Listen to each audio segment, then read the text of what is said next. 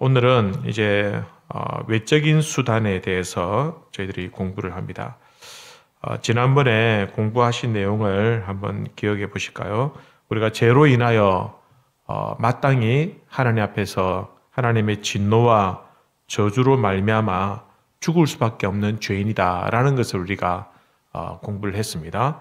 그러나 하나님께서 우리가 그 진노와 저주를 피하도록 하기 위해서 우리에게 요구하시는 것이 있는데, 그것이 무엇이냐면 예수님 안에서 믿음과, 그죠? 믿음, 예수님 믿는 믿음, 그 다음에 생명에 이르는 회개, 우리의 죄를 자복하고 우리의 잘못을 뉘우치고 또 회개하는 것, 그죠? 이 회개와 그다음 한 가지 더 있는데, 그것이 무엇이냐면 바로 외적인 수단이다라는 겁니다.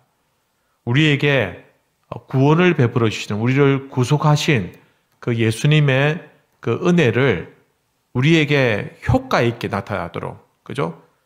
우리에게 효력 있도록 나타나도록 하기 위해서 주시는 그런 수단들이 있는데, 그 외적인 수단들을 통해서 우리가 하나님의 진노와 저주를 피할 수 있다. 자, 그러면은 보십시다. 잘 정리해야 됩니다. 우리가 하나님의 심판을 받아 멸망을 당해 마땅한 죄인인데, 그러니까 이것을 피하도록 하기 위해서 하나님께서 우리에게 세 가지를 주셨습니다. 첫 번째는 믿음, 두 번째는 회개, 세 번째는 외적인 수단, 그죠? 믿음과 회개에 대해서는 우리가 어느 정도 다 이해를 하고 있습니다. 자, 그러면은 외적인 수단이 어떤 것이냐? 외적인 수단에 대해서 오늘 이제 공부를 하게 될 것인데, 자, 여러분 받으신 그 인쇄물을 보시면은, 자, 외적인 수단은 세 가지가 있다고 했습니다. 첫 번째는 가로 안에 무엇이겠습니까? 말씀, 그죠? 첫 번째는 말씀, 그죠? 말씀입니다.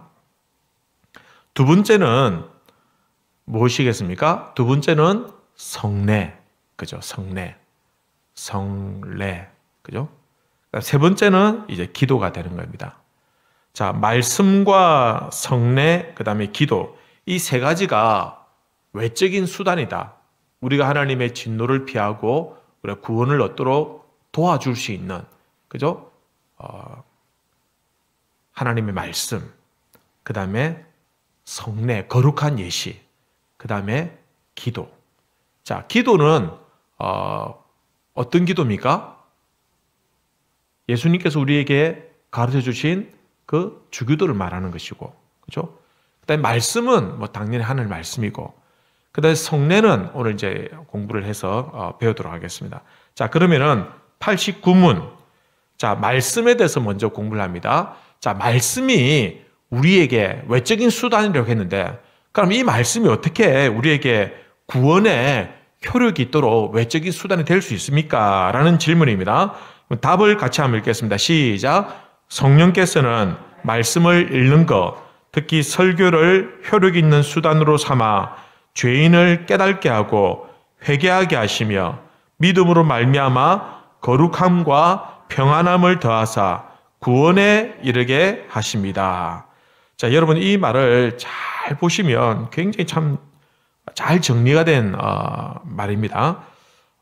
성령께서 우리가 말씀을 읽고 그 다음에 설교를, 그죠? 강단에 설교되는 그 설교를 효과 있게 이걸 잘 사용해서 우리가 죄인이라는 것을 깨닫게 해주고, 내가 말씀을 들을 때 성경 말씀을 읽어보니까 또 설교 말씀을 들어보니까 내가 죄인이구나 라는 것을 깨닫게 하고, 그 다음에 깨닫고 난 다음에 어디로 나가야 됩니까? 내가 회개해야 됩니다. 회개.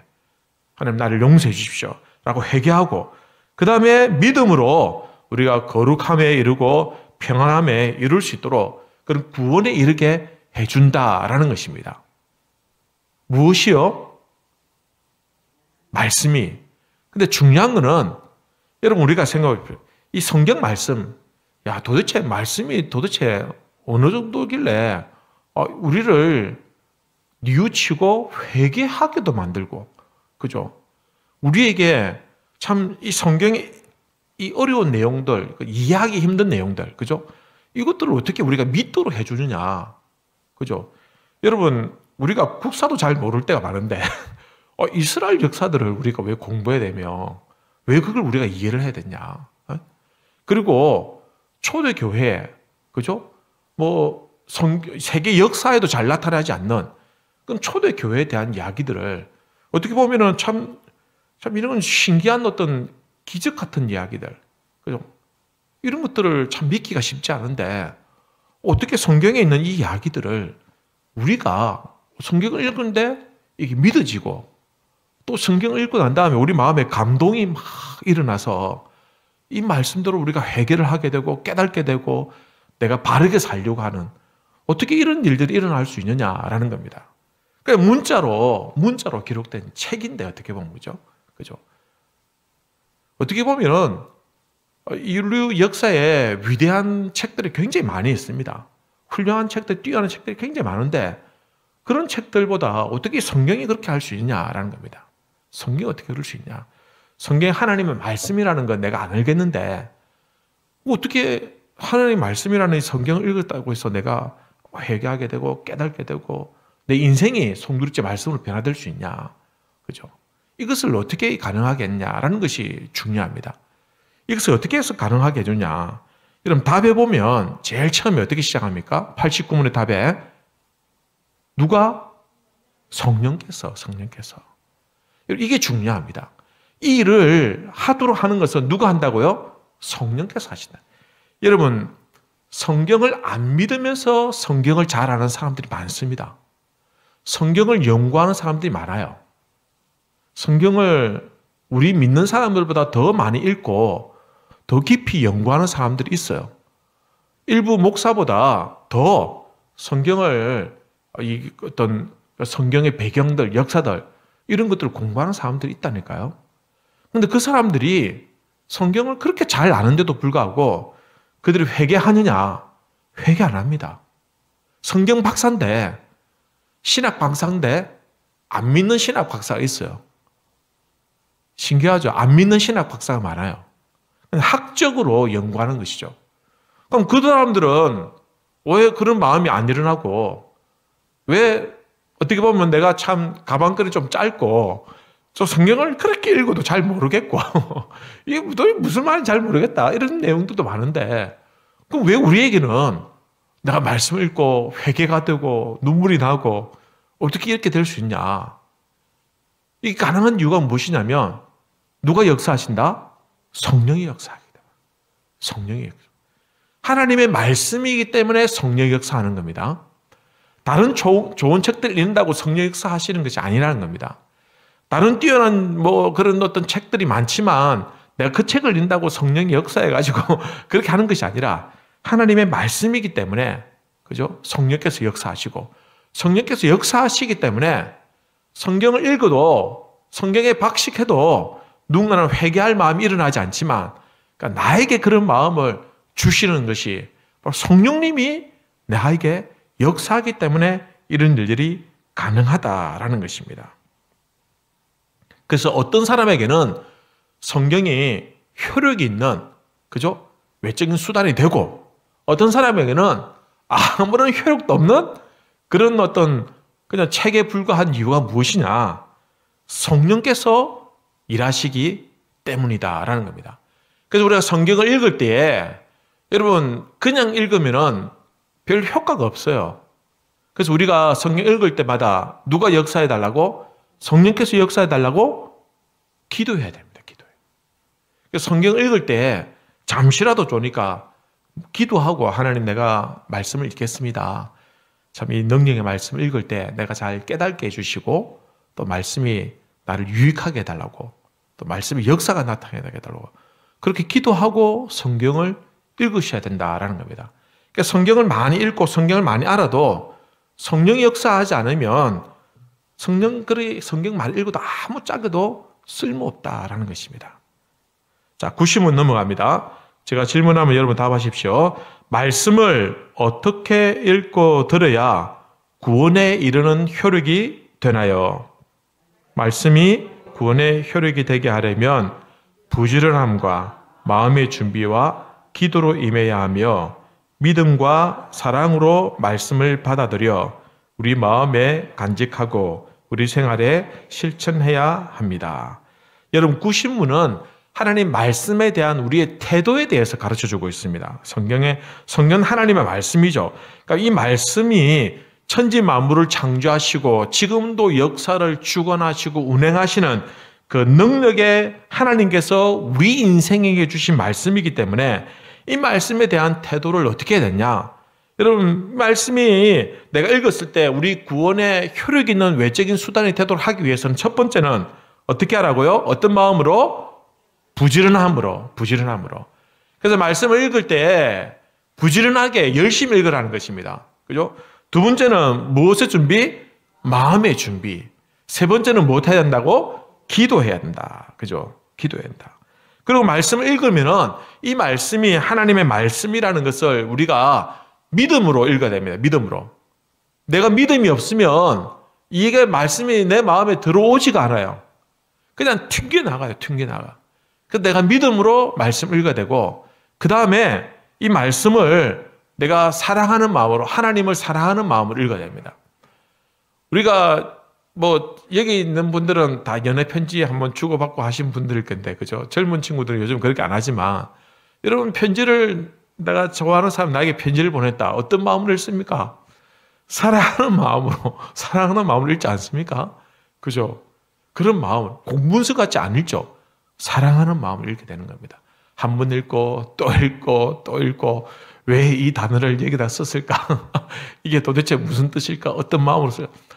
그렇게 마치 국어 학자처럼 낱낱이 한 음절 파헤쳐 가면서 그 편지를 읽는 이유가 뭡니까? 내가 사랑하는 마음으로 읽기 때문이다라는 겁니다. 성경 말씀도 그렇게 읽으셔야 된다라는 그런 태도에 대해서 말합니다. 그리고 중요한 것은 마지막에 어떻게 해야 됩니까? 이 말씀을 읽고 어떻게 해야 된다고요? 실천해야 된다라는 거. 실천하지 않으면 말씀이 의미가 없는 거. 마지막 말씀의 능력은 우리가 말씀을 실천할 때 그때에 말씀의 능력이 나타나게 된다라는 것입니다. 그래서 우리가 말씀을 읽을 때 성령께서 나로 하여금 깨닫게 해주시고, 그리고 하나님, 내가 이 말씀을 내 삶 속에서 실천할 수 있도록 도와달라고 그렇게 기도하셔야 된다라는 겁니다. 자, 91문 넘어갑니다. 자, 어떻게 성례가 효력 있는 구원의 방도가 될까요? 읽습니다. 성례가 효력 있는 구원의 방도가 되는 것은 성례 그 자체나 성례를 행하는 자에게 어떤 덕이 있어서가 아니라 오직 그리스도의 축복과 믿음으로 성례를 받는 자 안에서 성령이 역사하심으로 되는 것입니다. 자, 이제는 우리가 첫 번째 말씀에 대해서 읽고 이제 두 번째 성례로 넘어갑니다. 성례로 넘어가는데, 그러면 성례가 우리에게 어떻게 이렇게 효력이 있는 외적인 수단이 될 수 있느냐라고 묻습니다. 그러면은 이 성례가 효력 있는 구원의 방도가 되기 위해서는 여러분 먼저 중요한 것은 성례의 자체나, 그죠? 성례의 자체, 형식이 자체나, 그리고 성례를 행하는 어떤 사람, 그죠? 성례를 행하는 어떤 사람에 의해서 그 사람이 덕이 있고, 그 사람이 훌륭한 믿음이 있고, 또 그 사람이 좀 믿음이 없고, 이런 것들에 대해서 영향을 받는 것이 아니다라는 겁니다. 대신 무엇으로? 오직 그리스도의 축복과 믿음으로 성례를 받는 그 사람 안에서 성령이 역사하심으로 말미암아 이루어진다라는 겁니다. 그래서 성례를 할 때 굉장히 중요한 것은 주의해야 될 것은 무엇이냐면, 우리가 성례는 예식이거든요. 하지만 예식에 몰두하는 순간에 이것은 변질될 가능성이, 위험성이 많습니다. 잘못하면 이 성례가 우상 숭배까지 갈 수 있습니다. 그래서 중요한 것은 성례를 행하지만 그러나 이 예식 안에서 내가 이 예식에 참여할 때 예식 안에서 참여하는 성령께서 내 안에서 역사하시고 임하셔야 이 성례가 효과가 있는, 효력이 있는 거룩한 예식이 된다라는 것입니다. 그래서 성례라는 말 자체는 거룩한 예식이죠. 거룩한 예식 그 자체가 거룩한 것은 아닙니다. 그죠? 자, 성례는 어떤 것이 있습니까? 오늘날 우리 기독교에서 행하고 있는 성례는 두 가지라고 했습니다. 첫 번째는 뭘까요? 세례. 두 번째는요? 성찬. 잘 알고 계시네요. 그러면 성례, 세례식 이 자체가, 그죠? 그 형식 자체가 거룩한 것은 아니라는 겁니다. 자, 그 다음에 성찬식도 이 행위 자체가 먹고 마시는 행위. 그죠? 그 다음에 뭐 앞에서 제가 집례를 하고 장로님들이 떡과 포도주를 우리 성도들에게 나눠주고 여러분들이 먹고 마시는 행동 자체가 거룩한 것은 아니라는 겁니다. 세례를 할 때 물을 찍어서 머리에 찍고 그 다음에 기도하고 선포하는 이 행위 자체가 거룩한 것은 절대로 아니라는 겁니다. 그리고 세례를 받을 때 그럴 친구들이 있었어요. 예전에 제가 오래전에 있을 때 어떤 애가 이제 그 보고 목사님이 한 달 동안 이제 안식연차 어디 외국에 나가게 되었는데 이제 아기가 태어나서 세례를 받아야 되는데 그러면 부목사가 있지 않습니까? 부목사가 있는데 부목사한테 안 받으려고 하는 거예요. 부목사가 예배를 설교를 인도하는데 부목사한테 나보고 담임 목사님 오면 담임 목사한테 받겠다는 거예요. 다 그렇게 생각하시죠, 그죠? 다 그렇게, 그죠? 생각하시는데 그러나 그 동기가, 그죠? 조금 지나치면 잘못된 생각일 수도 있다라는 겁니다. 세례는 목사에게 받으면 됩니다. 그냥 목사하면 됩니다. 그 목사가 성격이 참 꼬장꼬장해가지고 좀 못된 목사라든지 아니면은 막 한국에서 유명한 막 누가 들어도 알만한 그런 목사님이든지 여기에 상관이 없습니다. 그 사람이 덕이나 그 사람의 유명세나 그 사람의 성품이나 이런 것들과는 성례 예식은 전혀 상관이 없습니다. 예식 그 자체가 거룩하게 진행되는 것이 중요한 것이지 그래서 성례를 집행하는 그 사람의 덕에 따라서 거룩한 예식이 되고 거룩하지 않은 예식이 되는 것이 아니라 그 직분으로 되는 겁니다. 직분. 목사라는 그 직분으로 하는 겁니다. 교회법에 의해서 교회가 정해진 교회의 또 오랜 전통에 의해서 정해진 그 교회 규례들, 그 규례들에서 목사가 하도록 정해졌고 그리고 목사라는 직분을 가진 사람이 하면은 그게 이제 거룩한 예식이 되는 것이지 뭐 누구누구 목사님이 하면 거룩한 예식이 되고 누구누구 목사님이 하면 거룩하지 않는 예식이 되고 그렇게는 아니다라는 겁니다. 그 직분으로 한다라는 것입니다. 자, 이 성례는 누가 제정한 것이냐면 성령 하나님께서 물론 하나님께 제정하신 것이고 그리고 이 일을 집행할 때는 성령께서 진행하시는 겁니다.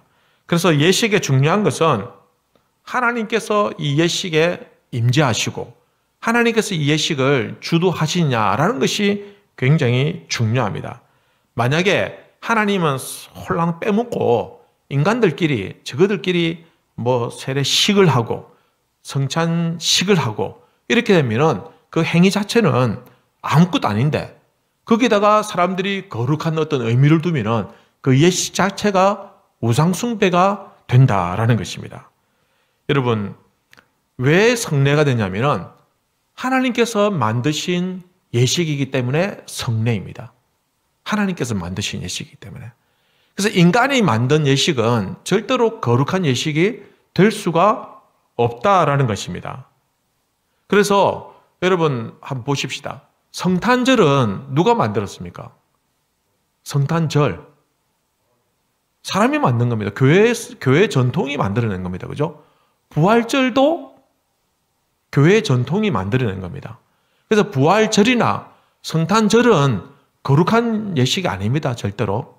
그죠? 예수님 오신 자체가 뭐 귀한 것이죠. 그렇게 되면은 여러분 성탄절하고 주일하고 우리가 매주마다 일주일마다 돌아오는 이 주일하고 어느 게 거룩한 예식입니까? 주일이 거룩한 예식입니다. 성탄절이 아니라는 겁니다. 그죠? 여기서 우리가 잘 이해를 해야 됩니다. 그래서 부활절이니까 교회 꼭 가야지. 다른 날은 못 가도 부활절은 가야 되지 않냐. 틀린 말은 아닌데 틀린 말은 아닌데 부활절에 가야 되는 이유는 주일이기 때문에 가는 겁니다. 주일이기 때문에. 그래서 부활절이 아닌 주일도 부활절만큼 중요한 주일로 지켜져야 된다라는 것입니다. 오히려 주일이 거룩한 날입니다. 그죠? 자, 성례는 두 가지가 있다고 말씀을 드릴 거예요. 그리고 우리 기독교는 두 가지인데 천주교에는 7가지입니다. 7가지.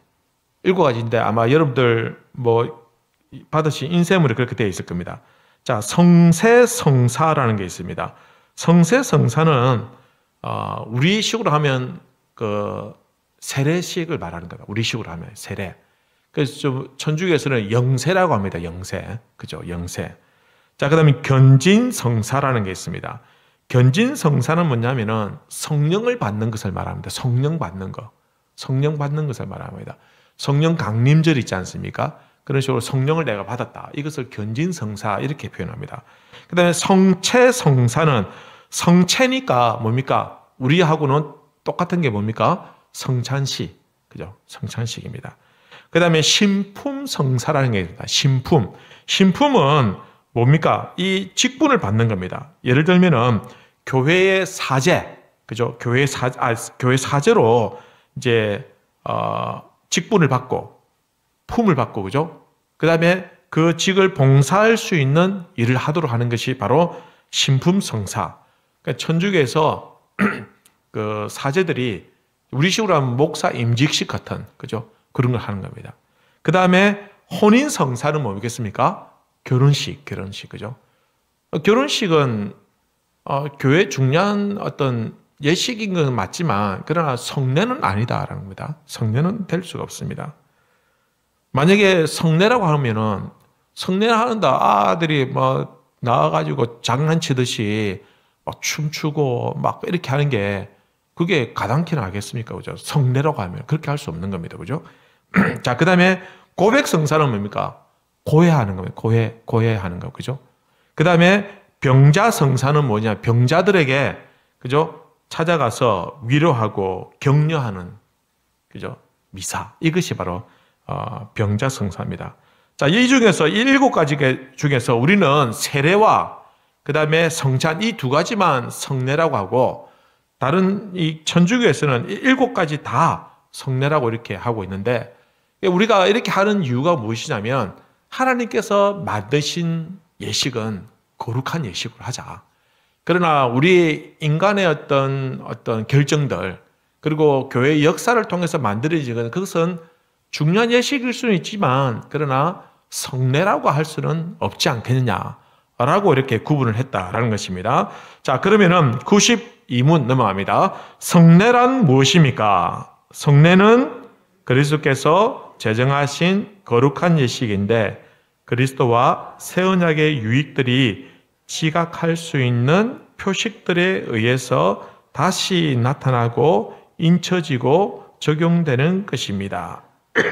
성례가 무엇인지는 우리가 2가지가 있는데 그럼 도대체 왜 성례라고 하냐라고 하면은 이건 그리스도께서 제정하신 거룩한 예식이기 때문이고 그리고 예수님께서 새 언약, 그죠? 예수님을 믿음으로 말미암아 구원을 얻는다라는 그 새 언약의 유익한 것들이 우리가 깨달을 수 있는, 우리가 지각할 수 있는, 그리고 우리가 그 표식들에 의해서 행해지는 그죠? 물을 세례준다든지 성찬식을 한다든지 이런 표식들에 의해서 우리에게 다시 그 예식을 통해서 그 정신이 다시 나타나게 되고 그리고 이것을 통해서 우리가 하나님의 백성이라는 것을 인쳐지고 또 그것을 적용되는 것. 이것이 바로 성례다라고 이렇게 말하고 있는 겁니다. 자, 우리가 예를 들어서 프로포즈 할 때 뭘 줍니까? 프로포즈 할 때. 손가락에 뭘 끼워줍니까? 반지를 끼워주죠. 그죠? 프로포즈 하면서 반지를 끼워주는 이유가 뭡니까? 이 반지를 통해서 어떻게 해요? 이제 우리의 내적인 관계가 외적으로, 그죠? 표식으로 드러난다라는 겁니다. 결혼식 할 때 결혼 반지를 끼고 있죠. 그러면 이 뭡니까? 나는 결혼한 사람입니다. 나는 살아가는 남편이 있고 아내가 있는 결혼한 사람이다라는 것을 외적으로 드러내는 것이죠. 그죠? 그죠? 반지라는 게, 그죠? 마찬가지로 성례도 그렇습니다. 성례도 세례를 받는 것, 이 행위를 통해서 또 성찬식에 참여하는 이 행위를 통해서 우리가 하나님의 거룩한 백성입니다라는 것을 표현하고 우리가 하나님의 자녀라는 것을 인쳐지는 그런 의미로서 이 예식을 진행한다라는 것입니다. 자, 그러면 93문 신약의 성례는 무엇입니까? 신약의 성례가 우리가 알고 있는 성례는 세례와 성찬을 말하는 것입니다. 자, 93은 그럼 세례란 무엇입니까? 답을 읽습니다. 시작. 세례는 물을 가지고 성부와 성자와 성령의 이름으로 씻는 성례인데 이것은 우리가 그리스도께 접붙임된 것과 은혜 언약의 모든 유익에 참여하는 것과 주님의 사람이 되겠다고 약속하는 것을 의미하며 인치는 것입니다. 여러분, 세례가 그렇게 우리가 잘 알고 있는 이해하기 쉬운 그런 내용인데 말을 좀 이렇게 어렵게 했습니다만은, 자, 먼저 세례는 물을 가지고 성부, 성자, 성령의 이름으로 씻는 행위다. 무엇을 씻습니까? 죄를 씻는 행위다. 자, 이것을 통해서 우리가 그리스도와 접붙임되고 그리스도와 하나가 되고 그리고 예수님의 그 은혜 언약의 그 모든 풍성한 은혜들에게 우리가 참여하게 되고 그리고 나는 주님의 사람입니다 라는 것을 이제 약속하고 그것을 인치는 것입니다. 그죠? 세례가 이런 의미를 가지고 있다라는 것입니다. 세례를 통해서 나의 모든 죄를 씻고 내가 이제 하나님의 자녀이고 내가 예수님의 사람입니다 라는 것을 표현하는 예식이 바로 세례가 된다라는 것입니다.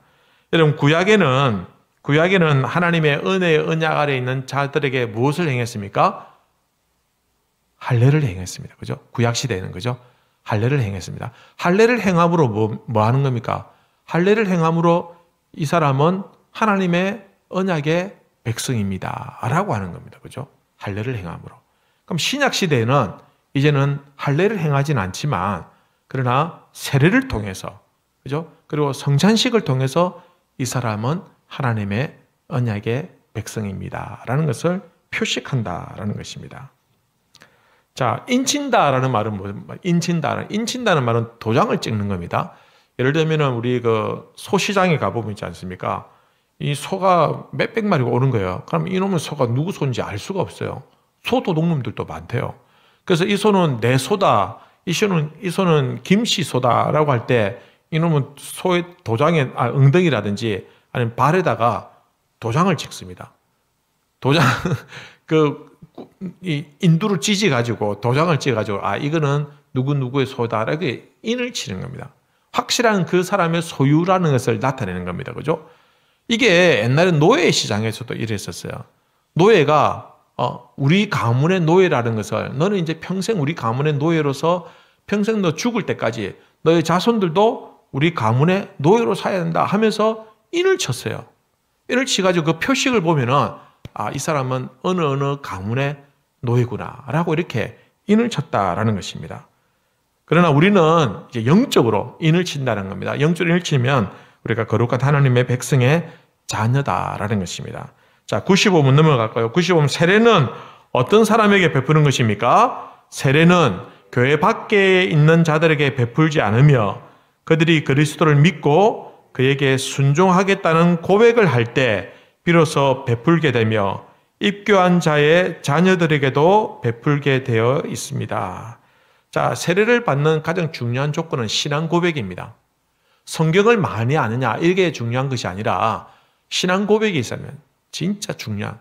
그래서 저희 교회에서도 당에서 문답할 때 꼭 물어봐요. 일일이 공부할 때 다 물어봤습니다만은 그러나 또 한 번 더 공적으로 인정을 받도록 하기 위해서 신앙 고백을 묻습니다. 당신은 예수님을 나의 구주로 믿습니까? 라고 딱 물어봅니다. 그럼 그렇게 알도록 가르치고 또 그렇게 대답을 하도록 한다라는 것입니다. 신앙 고백이 있어야 세례를 받습니다. 내가 신앙 고백도 하지 않는 세례 받는 건 그건 세례 받을 필요가 없습니다. 세례를 여러분들 왜 세례를 받느냐? 이걸 중요하게 생각합니다. 내가 신앙 고백을 통해서 내가 하나님 자녀인 것을 내가 표식을 하기 위해서 내가 세례를 받으면 이렇게 돼야 되는데 그냥 뭐 교회 좀 다녔다고 어쩔 수 없이 내가 집사가 돼야 되고 직분을 받기 위해서 세례를 받는다. 이런 개념으로 세례를 받았으면 절대로 안 된다라는 것입니다. 아무리 시간이 많이 걸려도 성경을 모르는 것도 괜찮지만 신앙 고백 없이는 절대로 세례를 받을 수 없다라는 것입니다. 자, 그리고 유아 세례, 그죠? 유아 세례. 그러면은 유아 세례에 대해서 어느 정도 반대하는 분들도 계십니다. 아니 애가 신혼고백도 할 줄도 모르는 애가 뭘 안다고 그 아이가 유아 세례를 받느냐라고 말합니다만은, 그러나 우리가 성경을 보면 알 수 있습니다. 사도행전 2장 38절 39절 보면 베드로가 이르되 너희가 회개하여 각각 예수 그리스도의 이름으로 세례를 받고 죄 사함을 받아라. 그리하면 성령의 선물을 받으리니 이 약속은 너희와 그다음 누구에게? 너희 자녀와 모든 먼 데 있는 사람 곧 우리 하나님이 얼마든지 부르시는 자들에게 하신 것이라. 너희와 누구? 너희 자녀. 그죠? 창세기 17장에 보면 너희 중 남자는 다 할례를 받으라. 이것이 나와 너희와 누구? 너희 후손. 그죠? 너희 후손. 그래서 유대인들은 태어나면 며칠 만에 할례 받습니까? 8일이 지나면은 할례를 받게 되어 있습니다. 할례를. 그게 자연스러운 겁니다. 아들이 뭘 알겠습니까? 그래도 그 고통스러운 예식을 하는 이유가 무엇이냐면 이 아이는 하나님의 자녀입니다 라는 것을 부모의 신앙을 통해서 여기서 고백하는 거예요. 너와 너희 자녀들. 세트입니다. 세트. 그죠? 세트. 그래서 우리가 유아 세례를 이렇게 행하고 있고요. 그래서 중요한 것은 부모가 세례를 받고 신앙 고백이 있어야 됩니다. 근데 그게 없으면은 아이들이 신앙 고백도 없는데 부모마저 없다고 한다면 유아 세례를 받을 필요가 없다라는 것입니다. 자, 그 다음에 우리가 침례에 대해서 한번 생각해 봅시다. 침례교 있죠, 침례교. 침례교는 완전히 완전히 이렇게 물에 들어가야지 세례 예식을 하는 겁니다. 그래서 옛날에는, 요즘에는 또 좀 어떻게 하는지 잘 모르겠습니다만, 그 교회에 보면은 요 강대상 뒤에 욕조가 하나 있어요. 그래서 세례식 할 때는 거기에 푹 담갔다가 이렇게 합니다. 또 어떤 식으로는 그 교회 근처에 있는 목욕탕을 빌려가지고 거기서 이렇게 하는 경우들도 있고요. 그죠? 교회에서는, 우리가 성경을 보면은, 이렇게, 세례 요한이 세례를 할 때 요한 강가에서 세례를 했습니다. 그죠? 요한 강가에서 물 찍어 바르려고 했겠습니까? 그죠? 확 담그려고 했겠죠. 그죠? 담그려고. 그죠? 그렇게 했는데 오늘날에는 그렇게 하지 않습니다. 근데 침례교는 또 그렇게 하고 있죠. 그러면은 다 담가야 세례지. 물 조금 찍어 바르는데 그게 무슨 세례냐? 이렇게 생각하시는 분들도 있는데 그렇지 않습니다. 중요한 것은 세례 방식이 중요한 것이 아니라 무엇을요? 그의 죄를 씻는 행위가 중요하다라는 겁니다. 물로 세례를 주는 이유가 뭡니까? 물로 더러운 것을 씻어낸다라는 그런 의미로 물로 세례를 주면서 우리가 예수님의 피로 우리의 죄를 씻는다라는 이런 의미를 가지고 있는 것이지, 푹 담갔다고 해서, 물론 푹 담가도 잘못됐다는 건 절대 아닙니다. 푹 담가도 됩니다. 뭐 얼마든지 담가도 됩니다. 하지만 그러나 형식을 간략하게 해서 물로 찍어서 세례를 주는 그것도 세례의 의미로 충분히 부족하지 않다라는 겁니다. 우리의 죄가 씻겨진다라고 인식이 된다고 한다면 그것으로도 충분하다라는 것입니다. 그러니까 중요한 것은 방식이 중요한 것이 아니라 그 씻음의 가치가 중요하다라는 겁니다. 그래서 침례도 좋고 또 일반 장로교에서 하고 있는 이렇게 물을 약식으로 찍어서 하는 그것도 괜찮다라는 것입니다. 자, 그 다음에 성찬으로 넘어가십시다. 자, 96문입니다. 자, 주의 성찬이 무엇입니까? 주의 성찬은 성례로 그리스도께서 정하신 대로 떡과 포도주를 주고받음으로 그의 죽으심을 나타내 보이는 것입니다. 이 성례를 합당하게 받는 자들은 육체와 정욕을 따라서 참여하지 않고 믿음으로써 그리스도의 몸과 피에 참여자가 되어 그의 모든 유익을 받아 신령한 양식을 먹고 은혜 안에서 자라가는 것입니다. 자, 주의 성찬은 성례로서 누가 정하셨다고요? 그리스도께서, 예수님께서 정하신 거룩한 예식입니다. 예수님께서 마지막 만찬, 그죠? 그때에 행했던 그것을 통해서 예수님의 죽으심을 기념하면서 성찬식을 거행하게 된다라는 것입니다. 자, 그러면은 주님께서 정하신 대로 한다라는 것이 중요합니다. 주님께서 정하신 행위는 아주 간략합니다. 떡과 포도주를 주고 받는 행위입니다. 그죠? 그래서 이게 뭐 특별한 규칙이 되느냐? 이게 중요한 규칙이 됩니다. 만약에 이 구절이 없다고 합시다. 이게 없다고 한다면은 오늘 성찬식을 사람들이 교회들마다 자기 마음대로 만들려고 할 거예요. 야, 우리는 좀 성찬식을 좀 새롭게 해보자. 현대맞게 해보자. 그래서 빵이 아니고 떡이 아니고 또 다른 뭔가를 대신해서 하자. 의미가 중요하지. 그게 빵이 중요하냐. 이렇게 생각할 수도 있고, 어떤 데는 포도주 하지 말고 우리는 샴페인 하자. 우리는 막걸리로 하자. 막걸리로 하자. 막걸리도 똑같은 술인데 어떠냐. 이런 식으로 얼마든지 사람들이 자기들 유익한 대로, 자기들 원하는 대로 얼마든지 변경할 수 있는 거예요. 그러면은 이 예식이 하나님께서 정하신 거룩한 예식이 되지 못하는 겁니다. 그래서 주님께서 정하신 아주 간단하면서도 명확한, 그죠? 주님께서 정하신 대로 떡과 포도주를 주고 받음으로, 주는 행위가 좀 약간 특이할 수는 있지만 어떤 데는 이렇게 사람들이 장로님들 통해서 주기도 하고, 어떤 데는 앞에 나와가지고 일일이 나와가지고 목사가 이렇게 떼주기도 하고, 어떤 데는 일일이 나와가지고 자기가 알아서 떼가기도 하고, 이것도 해도 됩니다만, 그러나 중요한 것은 주고 받는 행위다라는 것입니다. 그죠? 그 행위를 통해서 성찬식이 진행되는 것이 중요하다라는 겁니다. 그리고 이 성례를 합당하게 받는 사람들, 합당하게 받는 사람들은 육체와 정욕을 따라서 참여하지 않고, 그죠? 자기 욕심대로 하지 않고 믿음으로써 그리스도의 몸에 피에 참여자가 되어서 그의 모든 유익을 받아 신령한 양식을 먹는 것으로 은혜 안에서 자라가는 것입니다. 그죠? 합당하지 않게 행하는 것들이 어떤 것들이 있을까요? 그죠? 우리가 그 성찬식 할 때는 다음 주에 성찬식을 합니다 라고 하고, 그리고 우리 성도님들 한 주간 동안 기도하면서 준비하도록 이렇게 말씀을 드립니다. 그러면은 내가 적어도 성찬식을 준비하면서 내가 참 거룩한 삶을 살 수 있도록 참 내 자신을 조심하고, 그죠? 또 기도하는 마음으로 준비하는 것이 중요하고요. 그리고 예식에 참여하면서 떡과 포도주를 먹고 마시는데, 이걸 먹고 배를 불리가지고 배부리가 먹어보겠다 해가지고 얼큰하게 취할 정도까지 먹어보겠다. 이런 육신적인 마음, 육체적인 마음, 정욕에 따라서 하면은 절대로 안 된다라는 것입니다.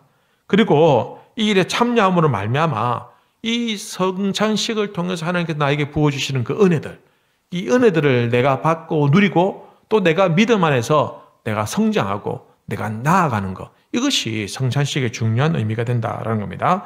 자, 그 밑에 가로가 있습니다. 자, 성찬은 떡과 포도주를 주고받음으로 그리스도의 무엇을 나타낸다고요? 그리스도의 죽으심을, 그죠? 성찬식을 통해서 중요한 것은 예수님의 죽으심을 나타내는 겁니다. 그리고 이 성찬에 참여하는 사람들은 그리스도와 연합하고, 그리고 그리스도와 하나가 되어져서 무엇한다? 교제한다. 그죠? 그래서 성찬식이 중요한 것은 이 예식을 통해서 주님의 우리를 위해서 십자가에 못 박혀 죽으심이 나타나야 되는 겁니다. 이게 나타나지 않으면 그 성찬식이 잘못된 겁니다. 성찬식을 통해서 우리가 막 잔치하듯이 먹고 마시고 야호 이래놓고 주님의 죽으심에 대해서는 1절 얘기 안 하면 그건 잘못된 겁니다. 주님의 죽으심을 통해서, 그죠? 우리가 구원을 받았으니 이게 드러나야 되고, 그 다음에 이 예식을 통해서 주님과 하나가 되고 연합되고, 그 다음에 그 주님과 아름다운 영적인 교제를 나눈 것, 이것이 예식을 통해서 나타나야 된다라는 것입니다. 자, 이 그리스도의 죽으심을 나타낸다라는 것은 그리스도의 몸과 피가 떡과 포도주에 육체적으로나 물질적으로 존재하는 것이 아니라 믿음으로서 받는 사람에게 영적으로 존재하는 것. 그리스도의 죽으심이 어떻게 나타나느냐? 주님을 다시 끄집어내가지고 죽일 수도 없고 어떻게 나타나느냐? 우리가 믿음으로 이 예식을 받는 사람들, 살과 이 포도주를, 떡을 받는 사람들이 이것을 받음으로 말미암아 이것이 주님이 나에게 영적으로 임재한다라는 것을 받아들이는 겁니다. 그래서 영적으로 먹고 마시는 것이 그리스도의 죽으심을 나타내는 것이다라는 겁니다. 자, 그런데 이 그리스도의 임재, 이 포도주를 또 떡을 먹고 마심을 통해서 이것에 대해서 각자 신학자들이 좀 약간 다르게 이렇게 해석하는 분들이 있었습니다. 그래서 교회 역사의 전통에 보면은 약 한 4가지 정도로 분류합니다. 첫 번째는 화채설이라고 있습니다. 화채설은 지금 천주교의 입장입니다. 천주교에서는 이 성찬식을 어떻게 받아들이냐면은 예수님의 떡과 포도주를 먹고 마시면 우리가 실제로 예수님의 살과 피가 된다. 그것이 우리 안에 들어와서 예수의 살과 피가 된다라고 변화된다는 화체, 변화된다, 변화되어졌다라는 이런 의식을 가지고 있습니다. 굉장히 좀 이상합니다. 그 다음에 공제설은 루터교가 여기에 따릅니다. 루터교는 떡과 포도주를 먹고 마심으로 우리가 예수님과 함께 한다. 지금 예수님이 함께 계신다라는 주장입니다. 이것으로도 충분하지 않습니다. 그다음 기념설. 이 기념설은 어떤 것이냐면 성찬은 주님의 죽으심을 그냥 기념하는 것이다. 종교개혁자 중에 쩌윙글리라는 사람이 있습니다. 그 사람이 이렇게 강하게 주장합니다.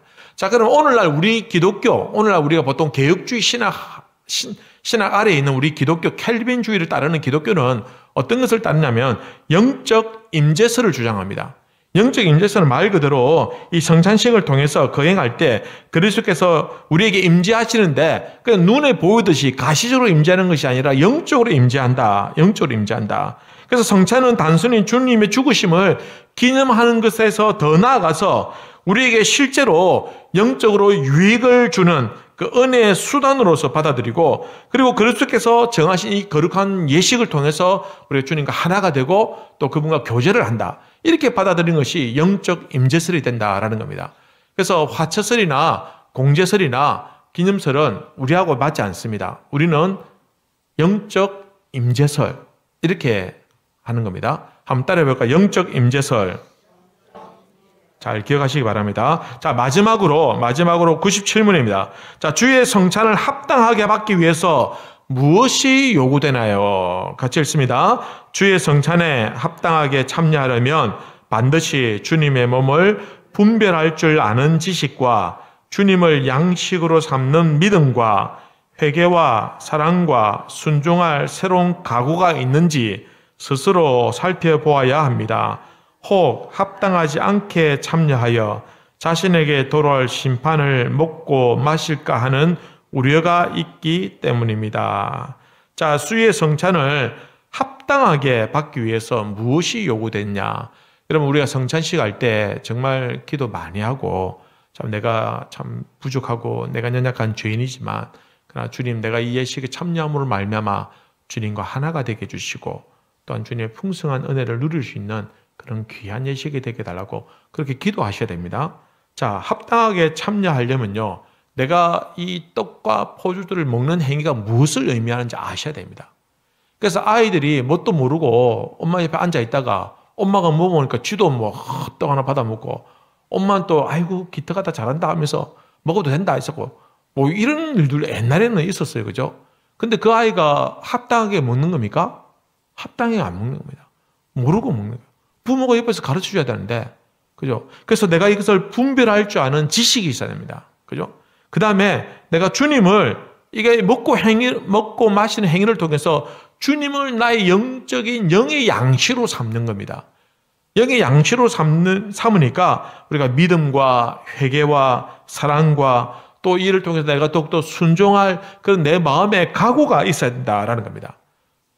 그래서 내가 더욱더 내가 순종하고 내가 주님을 더 사랑하고 내가 더 깊이 회개하고 그래서 내가 이 예식을 통해서 주님과 더욱더 하나가 되어지고 주님 말씀대로 순종하는 그런 어떤 하나님의 자녀로 성장하도록, 그죠? 성장해야 되는데 이게 없으면은 안 된다라는 겁니다. 내가 성찬에 참여할수록 믿음이 성장하셔야 됩니다. 성찬식에 참여했는데 믿음이 성장하지 않으면 그건 내가 이 성찬의 진정한 의미를 누리지 못했다라는 얘기밖에 되지 않는다라는 것입니다. 만약에 이 예식을 합당하지 않게 참여하고, 그죠? 이 예식을 하찮게 여기고, 가볍게 여기고, 그리고 장난스럽게 여기고, 이것을 아무렇지 않게, 그죠?